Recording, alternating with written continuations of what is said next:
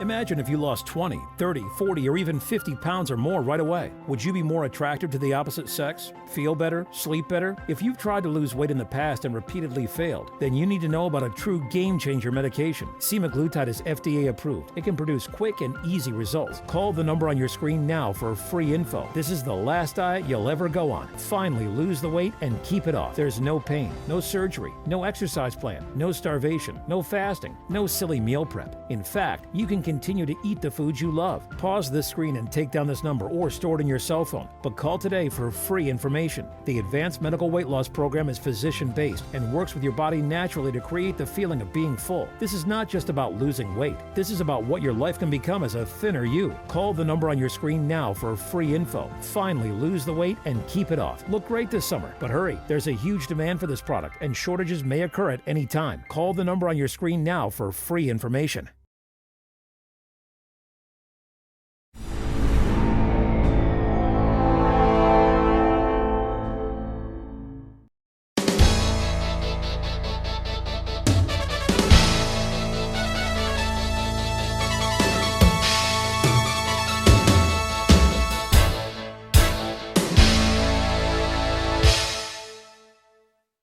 Welcome to the Turnpike Sports Spotlight. Dave Weishuttle with you. You know, being a lawyer in the gaming industry, I am constantly amazed at the great work the American Gaming Association does for the gambling industry in this country. It's an invaluable organization for the growth and developments that occur in the gaming industry. And one place where the AGA's influence is on full display is at the Global Gaming Expo, or G2E, that's happening at the Venetian Expo Center in Las Vegas on October 7th through the 10th. And we're going to find out all about the AGA and G2E because on the line we have Joe Maloney, Senior Vice President of Strategic Communications at the AGA. Joe, thanks for coming on the show. Thank you, Dave. It's great to be here. I got to tell you, I can't stress enough how important I think the American Gaming Association is to the gaming industry in this country. It's an invaluable source of information for people like me who work in the gaming industry. But for people outside of the gaming industry who are listening right now, tell us something about the American Gaming Association and what they do for the gambling industry. Thank you again, and appreciate your kind words and your support for our association, and most importantly, the legal and regulated gaming industry. Mm-hmm. That's who we are. We represent the legal, regulated gaming industry throughout commercial and tribal casinos, sportsbook operators, both retail and online, as well as the suppliers to those commercial gaming, tribal, and sportsbook operators. So we represent the entire ecosystem across the gaming space, which includes financial payments processors and other vendors to the industry as well. Our job here in Washington and across state capitals is to ensure an environment for growth. As you know, legal regulated gaming in this country is a regulated marketplace. Yep. We work day in and day out with over 5,000 state and tribal regulators throughout the country. And our job is to ensure that there is all of the space for growth and innovation in this exciting industry, because there's so much more we can do with stakeholders and partners such as yourself. So it's great to be on the show to talk about this industry, talk about the work we do, and get to our exciting trade show here in a couple weeks. You know, I'm glad you used the word growth, because I was telling someone the other day, I can't believe how constantly changing and expanding the gaming industry is. I've worked with corporate law and criminal law, but I can tell you there's nothing as dynamic and as exciting as the gaming industry, whether it be online casinos or the spread of sports betting.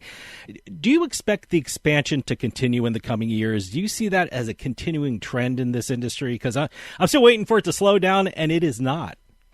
Sure. So we've experienced quite a bit of growth attributed to the Supreme Court's decision to overturn the federal ban on sports wagering outside the state of Nevada. So there's a significant amount of growth that has to do with additional states deciding on their own time to legalize sports wagering.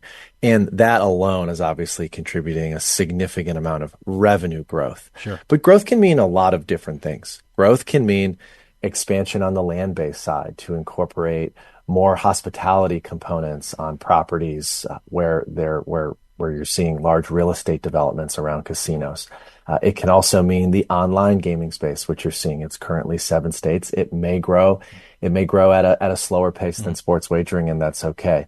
But it's important for us all, I think, to remember that growth is not just about additional revenues going into casino operators and sportsbook operators. growth can be also just growth in experience. There's a big, big experiential component to gaming. It's when individuals decide to, yes, have a great night out at a casino property in their town that will include an award-winning meal, a restaurant, a meal at an award-winning restaurant, and then decide to sit at the tables for a little while and have fun with friends. It may also mean I'm really excited about the Olympics and I want to have a higher level of engagement with a particular event at the Olympics. So I'm going to decide to wager with an online app, or I'm going to go into an environment where I'm going to be able to place a bet at a legal in-person sports book. So growth can just mean different things. And what's really, really important to remember is that these are legal regulated markets. So they're coming with consumer protections. They're delivering tax revenue back into localities, but also these are all competitive marketplaces, both on the land-based side and in the online space with respect to sports wagering. So these companies are competing for customers. They're competing for eyeballs. And you're going to begin to see, I think, a lot of interesting competitive dynamics begin to take shape. That'll affect growth. And it's just going to be a really exciting, industry to be a part of and to continue to observe over the years ahead. Now, one event that is incredibly important to the industry, which the AGA is involved with, is the Global Gaming Expo, which is being held starting on October 7th and running through the 10th at the Venetian Expo Center in Las Vegas. That's the place where issues are discussed, and let's be honest, a lot of business deals are done. What can people who attend G2E expect this year? Because it seemed like there's always something new there, and what are some of the issues and topics that are going to be covered in this year's G2E? Sure. So let me just begin by saying, Global Gaming Expo, G2E, it's probably preferred abbreviation. It's truly the catalyst for the gaming industry. Yeah. It is where everyone comes together globally. And I really want to punctuate the global in G2E. It's where the world of gaming comes together to conduct business, to network with peers, and to learn from one another. And I think what this show does amazingly well is it provides the platform for the innovation to take place, for the discussion around regulations to happen, for some of the disagreements across the industry to be worked out, and most importantly, for business to get done. That platform in its most awesome form is the show floor. That's where you see the fantastical elements of our industry and what we're so proud of from an experiential standpoint. You'll see innovative cabinets with just these absolutely innovative and sort of awe-inspiring sort of slot machines, right? Yeah. You'll see interesting new developments in table games and all the way down to vendors that are outfitting employees on the show floor, right? And hawking wares around uniforms for employees.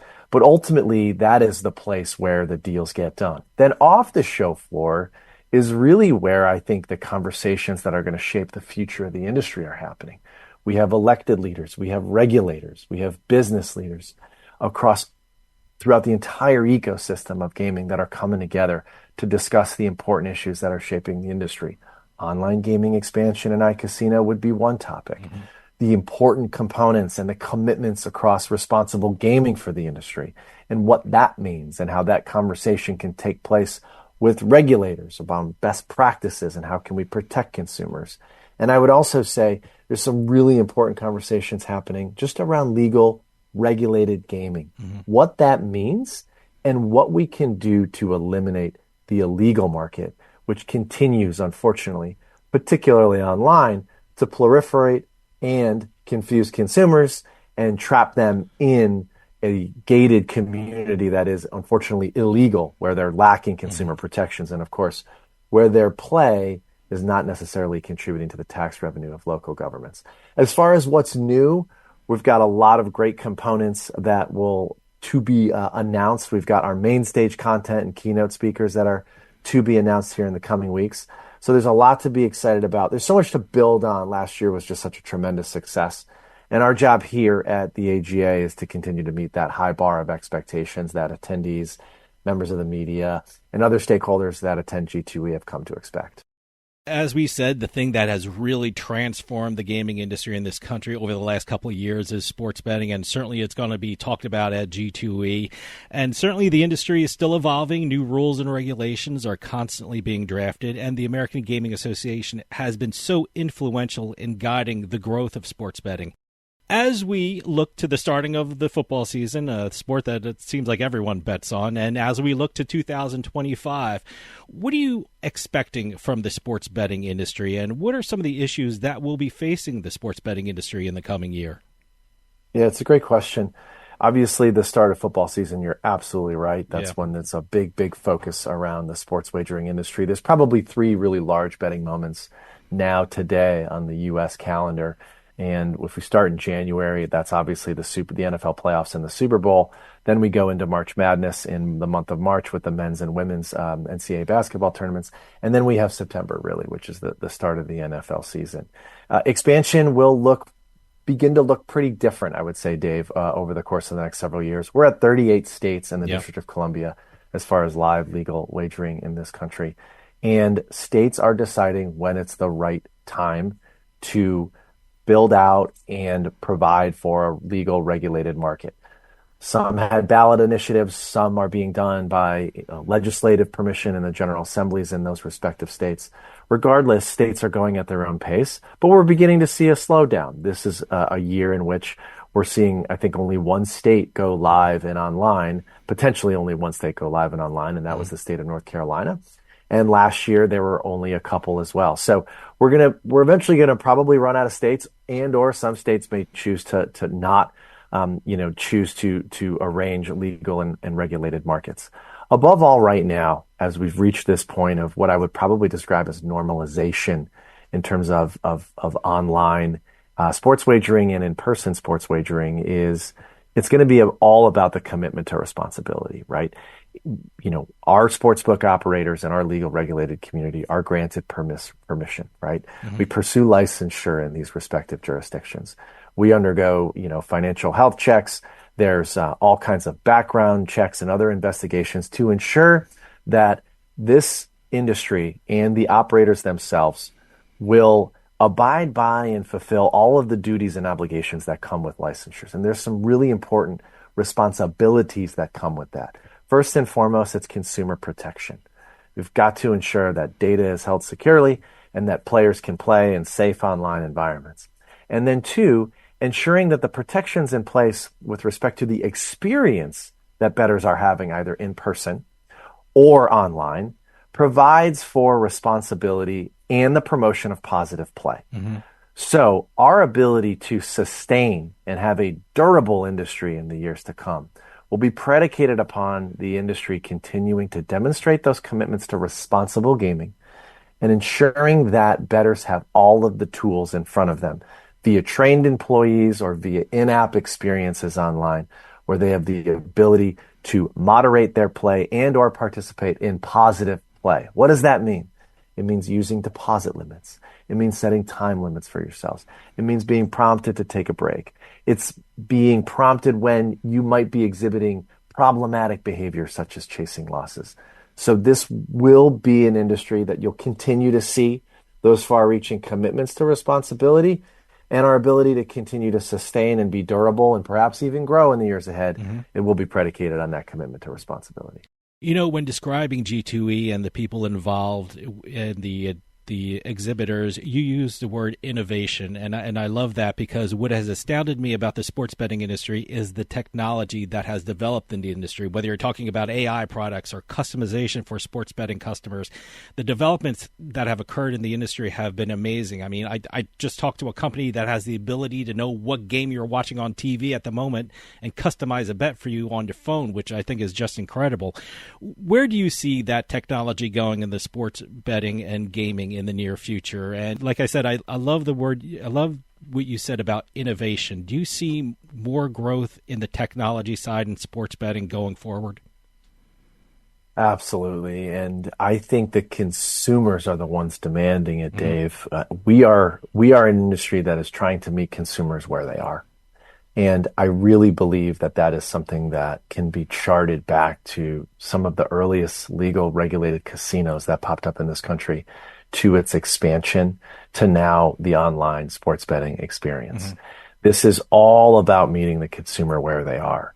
It's interesting, and I'm sure you've noticed this just in your daily life, the extent to which you're no longer necessarily reaching into your pocket for currency necessarily. Yeah. You're paying for things with your phone.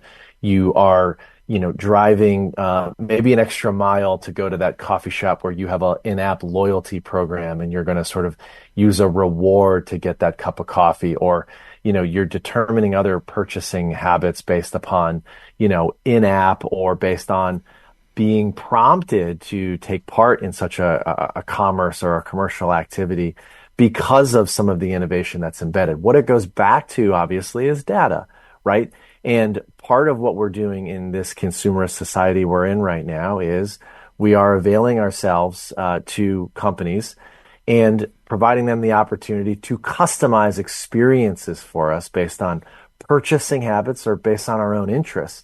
And we're going to begin to see that within the sports wagering industry. And we're seeing it already across our land-based operators as well, where promotions are being customized for the types of games they like to play when they walk into a casino. So that's going to be no different. I think what you just described in that one anecdote, it's going to be that marriage to the live sports experience and the enjoyment of watching that game and the opportunity to increase the engagement with a bet or with a wager. That's where that customization, that innovation is going to be truly, truly exciting. As one example, I'm pretty much, if you looked at my social media, which is largely an interest graph for my own interests, it's dominated by a lot of golf. I was really interested in the Olympics golf this past weekend, and even more interested in the women's Olympics event. And so, now I have the opportunity to be engaged based upon my own social graph as it looks like online and across social media. And so are there opportunities to engage me there? And will I be prompted, and will I then have the opportunity to be like, yeah, I do want to increase my engagement with a wager on this golfer or that golfer? And that's exactly where we're headed. And as there's more streaming options and as sports rights become more balkanized across the linear and the streaming cable models and television and video models, there's a lot of that opportunity with sports. And it's really exciting to see how it's going to play out. And again, something that will be inevitably discussed on the show floor and off the show floor at G2E this year.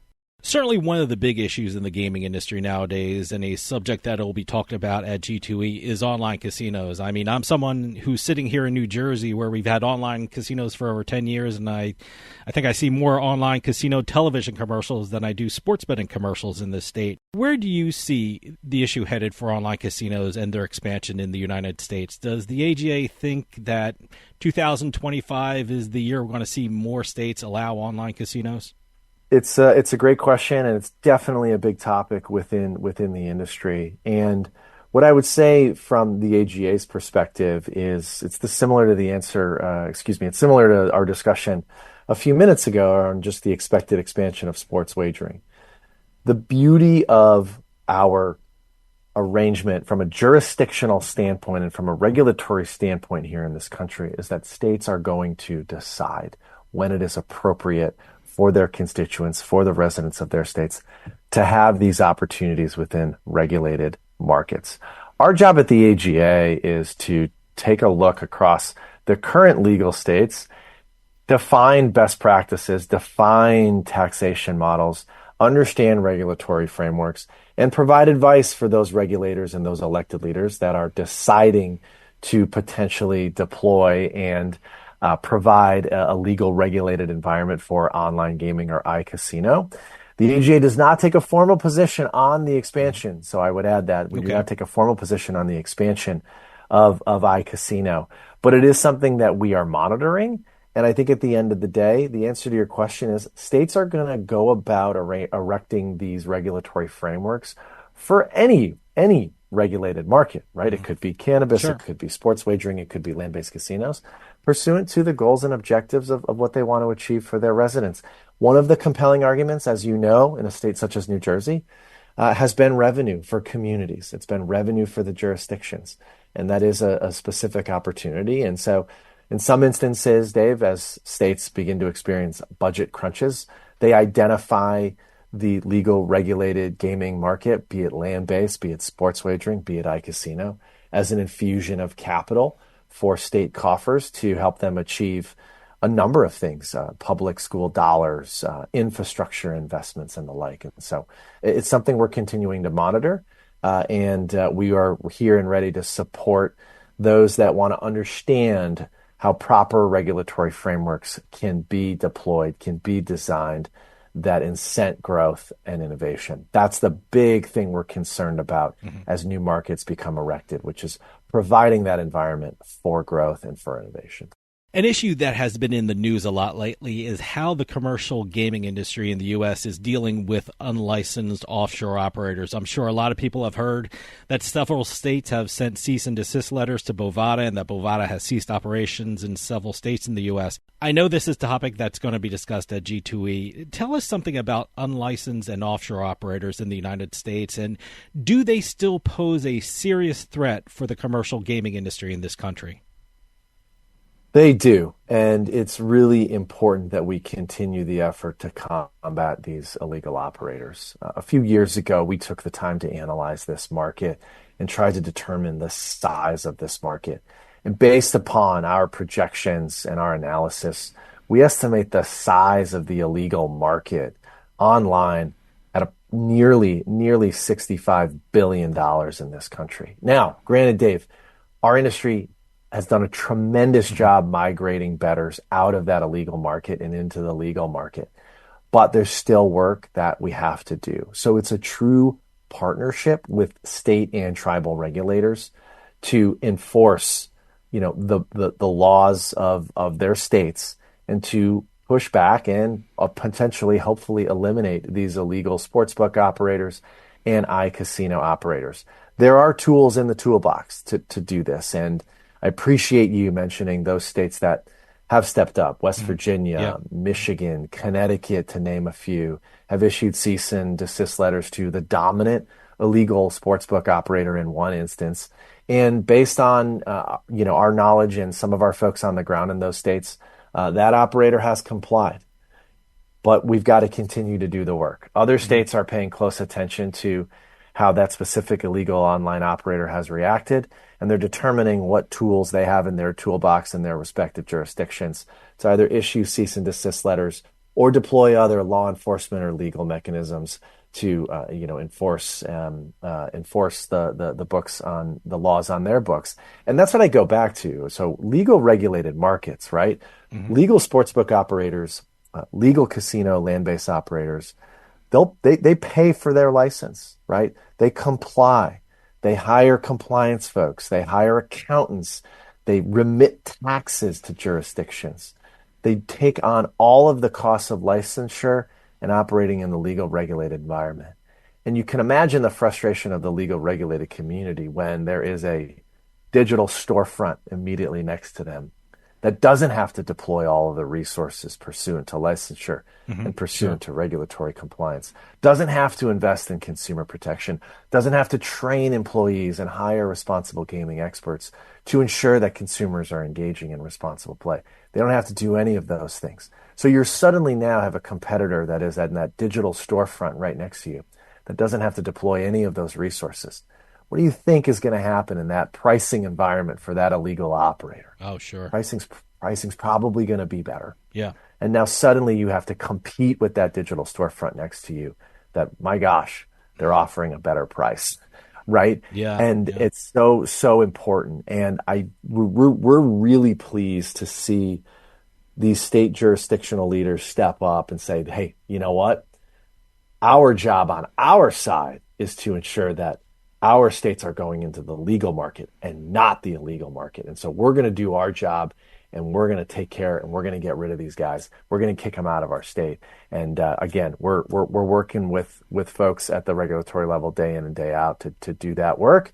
And most importantly, we're working with Congress, Dave. So just quickly, we are working with congressional leaders here in Washington, D.C., in the House and the Senate to ensure that the federal government, the executive branch agencies, have all of the tools that they need to go after these operators. Because again, many of these are incorporated offshore, as you know, Dave. Yeah. And this is very much both a law enforcement and a diplomatic exercise with some of these countries that have these illegal offshore operators, domiciled and then digitally targeting Americans. So we're doing that important work, and I really appreciate you bringing this issue to the forefront. One of the most important issues and topics in the gaming industry today is the importance of responsible gaming. And I know September is Responsible Gaming Education Month, and it's really great to see this industry embrace responsible gaming programs and initiatives. Tell us what the AGA is doing for Responsible Gaming Month and Education Month. And also, I absolutely love Have a Game Plan campaign, which the American Gaming Association is doing. And as we said, it's the starting of football season where it seems like everyone becomes a sports bettor. Tell us about the campaign, especially in view of the football season coming up. Well, I really appreciate, again, your commitment to responsibility here on the show, and even just bringing up these issues is really, really important. What I'd say is, yes, this is a time of the year where, as an industry, we come together over the entire month and really discuss the importance of responsibility and responsible gaming across our entire industry. We have demonstrated tremendous leadership in this category, dating back to 3 decades ago when, land-based operators came together and said, hey, we've really got to start focusing on this issue. We've got to start training employees. We've got to start having experts. We've got to have programming and initiatives and advertising campaigns to reinforce the importance of positive play and responsibility. And so, yes, we all come together over the month of September for Responsible Gaming Education Month. That does coincide with the start of the football season here. So right out of the gate here, Dave, beginning in September, we're really leaning into the program you specifically mentioned, which is Have a Game Plan. And your listeners can go to haveagameplan.org to learn more. This is a public awareness initiative throughout the sports ecosystem. So we partner with leagues and teams across all major professional sports, and we provide for them basically a ready-made toolkit that is a PSA platform for their league and for their team. And they can take the assets of haveagameplan.org and they can design bespoke advertising campaigns with their own league brands and team logos and send these messages and provide these messages to their fans. So as one example, we're really proud of the partnership we have with a number of NFL franchises, and one in particular is the Washington Commanders, who are very progressive in the sports betting, in the sports wagering industry via market access agreements in Maryland and Virginia, where the Washington Commanders are headquartered. And so across any home football game at Washington Commanders Stadium, there's in-stadium advertising directing fans to haveagameplan.org. There's magazine inserts in their game day programs. There are video displays across their club levels reminding folks to have a game plan. And in the sportsbook inside their stadium, which is a partnership with Fanatics, also an AGA member, there's messaging around the importance of responsibility inside that sportsbook and in the stadium. Other leagues, such as the NHL and the NBA, have also partnered with Have a Game Plan and have done their own advertising initiatives to fans as well. So really what it comes down to, Dave, is we've got to ensure that as fans see opportunities to increase their engagement with sports wagering throughout a live sports experience, be it in the stadium or at home, they're also being served important messages around responsibility. And we've seen tremendous responses. We've already got over 30 leagues and teams that are on board. The PGA Tour is just an incredible partner for this work. They launch a huge campaign that they've customized, which is called Know When to Lay Up. And they have an animated caddy who is providing advice, as caddies do, with players on when it's the right time to maybe not go for the green, maybe pull back here. And so, again, we're just really pleased with the response of it. So you'll see a lot of that throughout the month of September. And then we've got a few other things we're going to be announcing here soon on some initiatives where folks can get involved. But they can go to haveagameplan.org to learn more about the tenets of the Have a Game Plan, as well as go to our website, americangaming.org, to learn about our GEM initiatives. What are some of the issues we should be looking out for in the coming months and the coming years when it comes to the gaming industry? Are there things that we should be looking out for that the AGA is working on right now that could affect the gambling industry in the coming months and the coming years? I know you guys are doing amazing work against unregulated gambling machines, but what are some of the issues we should be looking at in the future? Thanks so much for allowing the opportunity to highlight just a couple of issues, but you just mentioned one at the top, and we just discussed it, which is, a major priority for us is eradicating the illegal marketplace. Is that an aspirational goal? Of course it is. We should all have aspirational goals. But yes, as we have seen gaming expansion, legal regulated gaming expansion in this country, over 1,000 land-based casinos across commercial and tribal properties, and now 38 states and counting on sports wagering, we've got to double down the commitment with the expansion of legal regulated gaming to take on illegal operators.